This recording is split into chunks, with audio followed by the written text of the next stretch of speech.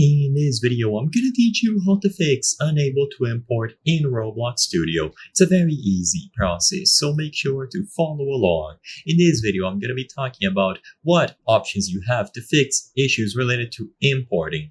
So, unable to import errors in Roblox Studio, especially when dealing with 3D models or meshes, are common and can be caused by a variety of factors. So, one of the main issues that causes this is the file format and size issues. So Roblox Studio primarily supports FBX files for 3D model imports.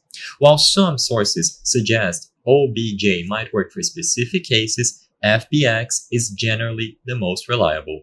If you are using another format, it is highly recommended to convert it to FBX. Another thing to note is that Roblox has a triangle limit for meshes. While it varies, some sources say 10,000 trees for mesh parts and others mention 20,000 for the import 3D feature. Exporting above this limit, or rather exceeding this limit, can cause failures. So the best way to deal with this, regardless, is to decimate. So use the decimate function or the modifier in your 3D modeling software. This will reduce the poly count, aka the triangle count of your mesh. Experiment with different decimation settings, collapse, unsubdivide, and planner to reduce the count without significantly altering the appearance.